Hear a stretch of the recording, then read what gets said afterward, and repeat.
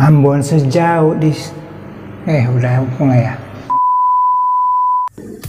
Balik lagi di channel kita semua, Aleta Mela, channel paling ngocol bahas pinjol.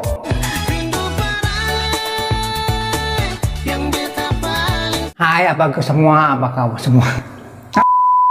Halo, apa kabar semua? Semoga semuanya dalam keadaan sehat, dalam keadaan baik-baik saja. Selamat Idul Fitri, mohon maaf lahir dan batin. Gue ucapin dari keluarga Aleta Mela, mohon maaf lahir dan batin.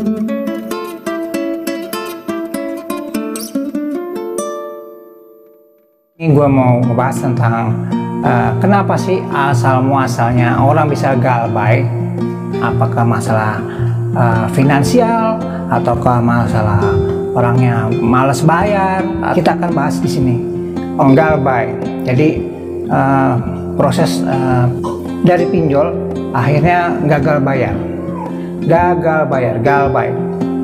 Kenapa bisa galbay?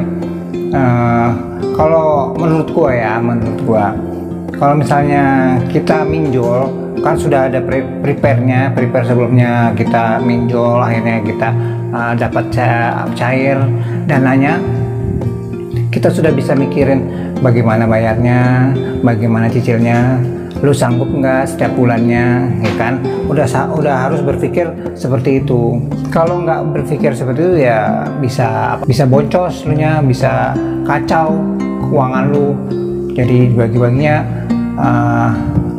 lumayan semrawut, berantakan.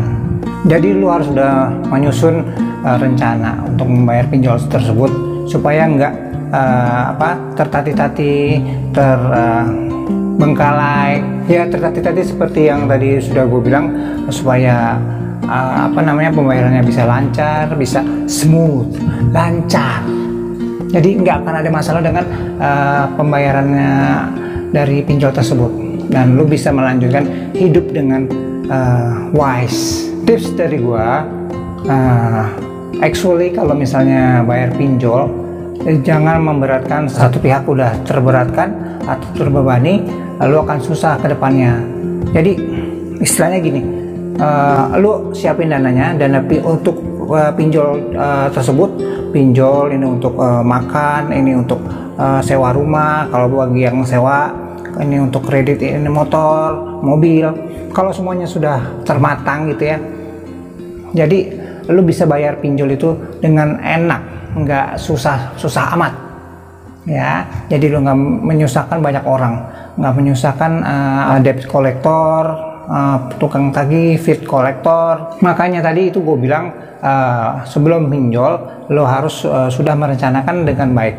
Kalau tidak direncanakan, main pinjol aja karena untuk kebutuhan yang nggak jelas, untuk kebutuhan yang hura-hura, itu udah nggak penting, udah nggak masuk kategori untuk minjem pinjol kan untuk kebutuhan yang mendadak. Urgensinya harus dilihat lagi, misalnya sakit, misalnya melahirkan, butuh dana. Jadi satu hal, jangan pernah menggunakan pinjol untuk hal yang nggak penting.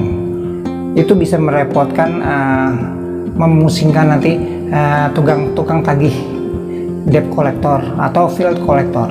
Gara-gara lo 500.000 atau 1 juta setiap bulan, lo akhirnya nggak bisa bayar, akhirnya ribut. Urusan 500.000 dan 1 juta bisa akhirnya ribut ya, bisa bentrok-bentrokan, bisa adu otot. Buat apa sih kayak gitu, nggak guna juga. Jadi makanya supaya nggak galbay, lu perhitungkan dulu finansial lu cukup apa enggak untuk menjol ini. Jadi kalau misalnya cukup, ya sudah, monggo, silakan. Jangan lupa harus dikembalikan. Oke? Jadi gunakan pinjol sebaik mungkin, sebijak mungkin.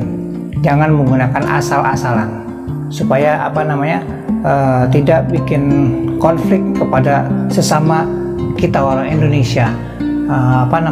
Urusan 500.000, urusan 1 juta, urusan 1.500.000 bisa ribut.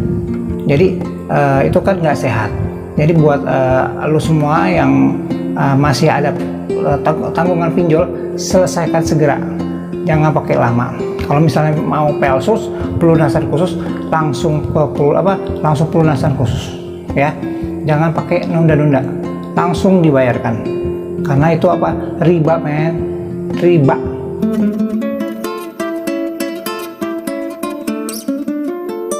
Kalau gua rasa itu video gua kali ini. Gua harap lu bisa menggunakan pinjol sebaik mungkin, sebijak mungkin ya. Jadi bisa lu bayar dengan tepat waktu, jangan sampai kelewatan, kelebihan waktunya. Jadi lu bisa menggunakan uangnya dengan sebijak mungkin ya. Jadi jangan pernah lagi ada yang kasus-kasus bunuh diri, kasus-kasus kekerasan di luar sana mengenai pinjol ya. Jadi smart ticket untuk menggunakan pinjolnya. Well, gua Altamela ngucapin assalamualaikum warahmatullahi wabarakatuh.